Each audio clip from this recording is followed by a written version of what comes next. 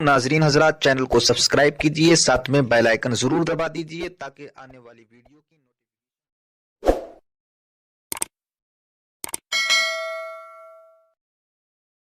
रहीम सल्लल्लाहु ताला अलैहि वसल्लम उनके दरमियान रमज़ानुल मुबारक की बरकतें बयान करते, रमज़ान शरीफ की फजीलतें बयान करते, रमज़ानुल मुबारक की अहमियत बयान करते। एक मरतबा अल्लाह के महबूब मुस्तफ़ा जान रहमत सल्लल्लाहु अलैहि वसल्लम फरमाते हैं, ऐ मेरे सहाबा, अब तुम पर एक ऐसा महीना जलवगर होने वाला है कि जिसकी पहली रात की शान ये है, जिसकी पहली रात का मकाम और मर्तबा ये है कि जब माह रमजान की पहली रात आती है तो आसमानों के दरवाजे खोल दिए जाते हैं, जन्नत के दरवाजे खोल दिए जाते हैं, जहन्नम के दरवाजे बंद कर दिए जाते हैं और अर्श के नीचे से एक हवा चलती है। और वो हवा, जब रहमत की हवा चलती है तो अल्लाह उस रात अपने बंदों को प्यार की नजर से देखता है, मोहब्बत की नजर से देखता है। और अल्लाह की मोहब्बत की नजर जिस बंदे पर पड़ जाती है, अल्लाह उस पर जहन्नम की आग को हराम फरमा देता है। मेरे आका सल्लल्लाहु अलैहि वसल्लम के दीवानों, वो महीना आने वाला है, वो रात आने वाली है, वो शब आने वाली है जिस रात अल्लाह अपने बंदों को मोहब्बत की नजर से देखेगा, प्यार की नजर से देखेगा, उल्फत की नजर से देखेगा। मेरे प्यारे आका सल्लल्लाहु अलैहि वसल्लम के प्यारे दीवानों, आप अंदाजा करें कितना वो मुकद्दस बंदा है, वो बंदा मुकद्दर का सिकंदर है जिसके वजूद पर मेरे अल्लाह की निगाह रहमत पड़ जाए, मेरे करीम की निगाह रहमत पड़ जाए। हम किस किस की निगाह के तालिब होते हैं, हम किस किस की तवज्जो के तालिब होते हैं। हम सोचते हैं कि पीर साहब की निगाह पड़ जाएगी तो मेरा बेड़ा पार हो जाएगा। यकीनन पीर साहब की नजर बड़ी कीमती है, दीवान शाह बाबा की नजर पड़ जाएगी तो मेरी तकदीर बदल जाएगी। यकीनन अल्लाह का वली बड़ी शान वाला है, गौस पाक की नजर पड़ जाएगी तो मेरा बेड़ा पार हो जाएगा। अंदाजा तो करें, जिस पर अल्लाह की निगाह रहमत पड़ जाए और वो रमजान शरीफ की पहली रात में होता है कि अल्लाह अपने बंदों को प्यार की नजर से देखता है, अल्लाह अपने बंदों को मोहब्बत की नजर से देखता है। और खुदा की निगाह रहमत जिस पर पड़ गई फिर उसको जहन्नम की आग छू नहीं सकती, उसको जहन्नम की आग जो है उसको जला नहीं सकती। लेकिन कितने अफसोस की बात है, माह रमजान शरीफ की ऐसी बरकत वाली रहमतों भरी रात आती है और वो पहली रात आती है और उस रात में हम क्या कर रहे होते हैं? उस रात में हमारा हाल ये होता है कि हम होटल पे बैठकर टाइम पास कर रहे होते हैं, उस वक्त हम घरों के अंदर बैठे होते हैं और वक्त को जाय कर रहे होते हैं। और अब तो हाल ये हो गया है कि सारी चीजों से ताल्लुक तोड़कर हमने सारे रिश्ते अपने मोबाइल से जोड़ लिए हैं। इस वक्त हमारा सबसे करीबी रिश्तेदार अगर कोई है तो वो अपना मोबाइल है। ये हंसने की बात नहीं है, ये बहुत नुकसान की बात है।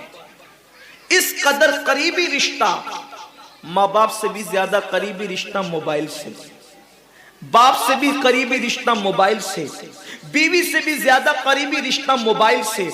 आप कहेंगे इतना करीबी रिश्ते की आप बात करते हैं। हम कहते हैं जो जितना करीबी रिश्तेदार होता है उस पर तवज्जो उतनी ज्यादा होती है, उससे प्यार उतना ज्यादा होता है, उसकी तरफ तवज्जो उतनी ज्यादा होती है, उससे लगन उतना ज्यादा होता है। हमारी आंख अभी बिस्तर पर खुली नहीं होती और हम सीधा हाथ उठा करके आंखें, आधी आंखें बंद होती है और आधी आंखें खुली होती है और हम पहले अपने मोबाइल की तरफ हाथ बढ़ाते हैं, किसी का मैसेज तो नहीं आया। मेरे प्यारे आका सल्लल्लाहु अलैहि वसल्लम के प्यारे दीवानों, अम्मी के पास बैठे हैं फिर भी मोबाइल, बीवी के पास बैठे हैं फिर भी मोबाइल, वालिद के पास बैठे हैं फिर भी मोबाइल। हद तो ये है कि मस्जिदों के अंदर बैठे हैं फिर भी मोबाइल। यकीनन अगर काम के मैसेजेस हो और अगर काम और जरूरी चीज हो, टाइम देखना हो, तो आप यकीनन मोबाइल को हाथ में लें। मोबाइल कोई बुरी चीज नहीं है, लेकिन इंसान कितना डूब गया, इबादत का सारा वक्त इंसान अपने मोबाइल पर जाया करता है।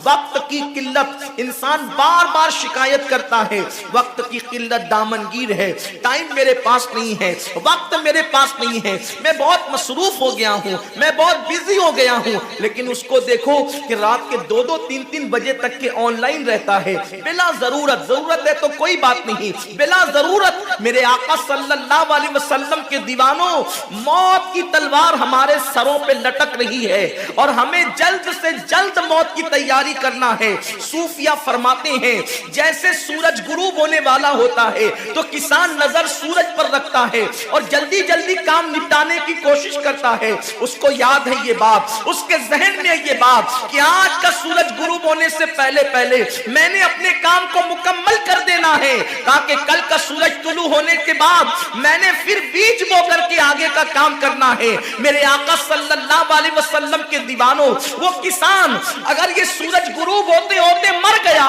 تو کل اس کا کام کوئی اور کر جائے گا، اس کا بیٹا بیج بوئے گا، اس کی بہو بیج بوئے گی، اس کی بیوی بیج بوئے گی، اس کے رشتہ دار بیج بوئیں گے۔ لیکن یاد رکھنا اگر دنیا کے اندر ہماری زندگی کا سورج غروب ہو گیا تو پھر نیکیوں کا بیج ہماری جگہ کوئی نہیں بو سکتا۔ اللہ رب العزت نے کبھی ماہ رمضان کی شکل میں، کبھی شب برات کی شکل میں، کبھی شب قدر کی شکل میں، کبھی اللہ اکبر ماہ شعبان کی شکل میں، کبھی لیلۃ البراء کی شکل میں، کبھی شب معراج کی شکل میں، کبھی لیلۃ الجمعہ کی شکل میں یہ حسین قیمتی لمحات ہمیں اس لیے عطا فرمائے ہیں کہ میرے بندے اگر تو گناہوں کے اندر ڈوب گیا ہے، یہ مخصوص راتیں تجھے دے رہا ہوں، مخصوص دن تجھے دے رہا ہوں، ان راتوں میں میری عبادت کر لے، ان دنوں میں میری عبادت کر کے مجھے راضی کر لے تاکہ میں تیری مغفرت کر دوں۔ اور پھر رمضان شریف کی تو بات ہی جدا ہے۔ ماہ رمضان تمام مہینوں کا سردار ہے۔ میرے آقا مصطفیٰ کریم رؤوف الرحیم صلی اللہ علیہ وسلم فرماتے ہیں ماہ رمضان کو سارے مہینوں پر ایسی فضیلت ہے جیسے مجھ محمد کو تمام مخلوق پر فضیلت حاصل ہے۔ میرے آقا فرماتے ہیں ماہ رمضان شریف میں اگر تم ایک نیکی کرتے ہو تو اللہ تمہیں 70 کا ثواب عطا کرتا ہے، اور تمہارا خلوص بڑھ جاتا ہے تو اللہ تمہیں ایک نیکی کا 1000 عطا کرتا ہے، اخلاص اور بڑھتا ہے تو اللہ ایک نیکی پر تمہیں بے حساب ثواب عطا کرتا ہے، اس کا کوئی حساب ہی نہیں ہوتا۔ آقا کریم رؤوف الرحیم صلی اللہ علیہ وسلم فرماتے ہیں یہ ماہ رمضان کیا ہے؟ اللہ کے محبوب مصطفیٰ کریم صلی اللہ علیہ وآلہ وسلم ماہ رمضان شریف کے روزوں کی اہمیت بیان کرتے ہوئے فرماتے ہیں کہ ماہ رمضان شریف کا ایک روزہ اگر کوئی چھوڑ دے اور پھر ساری زندگی اس کے بدلے میں روزہ رکھے تو ساری زندگی کے روزے اس ایک ماہ رمضان کے روزے کے برابر نہیں ہو سکتے۔ یہ ماہ رمضان شریف کے روزے کو فضیلت حاصل ہے، اور اللہ کے حبیب صلی اللہ علیہ وسلم فرماتے ہیں جو ماہ رمضان شریف میں عبادت کر کے اپنی بخشش نہیں کروا سکتا، اپنی مغفرت نہیں کروا سکتا، پھر اس کو کبھی موقع نہیں ملتا کہ وہ اپنی مغفرت کا سامان کرے۔ آقا کریم صلی اللہ علیہ وآلہ وسلم فرماتے ہیں کہ سال بھر تک ماہ رمضان شریف کے لیے جنت کو آراستہ کیا جاتا ہے، جنت کو سجایا جاتا ہے، جنت کو سنوارا جاتا ہے، اور آقا کریم صلی اللہ علیہ وسلم فرماتے ہیں بڑی بڑی آنکھ والی حوریں اللہ کی بارگاہ میں عرض کرتی ہے میرے کریم ہمیں ان کی دلہن بنانا جو ماہ رمضان شریف میں تیری عبادت کرتے ہیں، ہمیں ان کے نکاح میں دینا جو ماہ رمضان شریف کی راتوں کو جگ کر کے تجھے منانے کی کوشش کرتے ہیں۔ آقا کریم صلی اللہ علیہ وسلم فرماتے ہیں اگر کوئی بندہ ماہ رمضان میں زنا سے بچے، شراب سے بچے، جھوٹ سے بچے، کسی کو تہمت لگانے سے بچے، اور ماہ رمضان شریف کا احترام کرتے ہوئے گناہوں سے بچے تو اللہ تبارک و تعالی ہر رات کے بدلے، رمضان شریف کی ہر رات کے بدلے 100 حوروں کے ساتھ اس کا نکاح فرمائے گا۔ یعنی 30 راتیں ہیں تو 100 حوروں کے ساتھ اس کا نکاح ہوگا۔ اور آقا کریم صلی اللہ علیہ وسلم فرماتے ہیں ماہ رمضان شریف کا احترام جو کرے اور احترام ماہ رمضان میں جو لغویات اور خرافات کو ترک کر دے، جو گناہوں کو چھوڑ دے، زنا کو، شراب کو، جھوٹ को, बोहतान तराशी को छोड़ दे।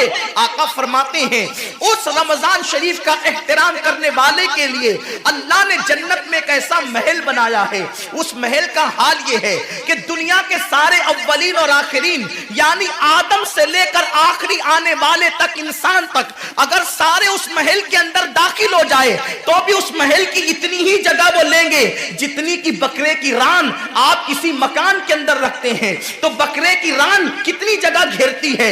बस तमाम अव्वलीन और आखिरीन उस महल के अंदर इतनी ही जगह घेरेंगे, यानी वो महल इतना बड़ा अल्लाह ने बनाया है और वो महल सिर्फ उनके लिए है जो माह रमजान के एहतराम में गुनाहों को तर्क कर देते हैं, गुनाहों को छोड़ देते हैं। मेरे आका सल्लल्लाहु अलैहि वसल्लम के प्यारे दीवानों, लेकिन अफसोस हम और दिनों की तरह माह रमजान शरीफ की रातों को ज़ाय कर देते।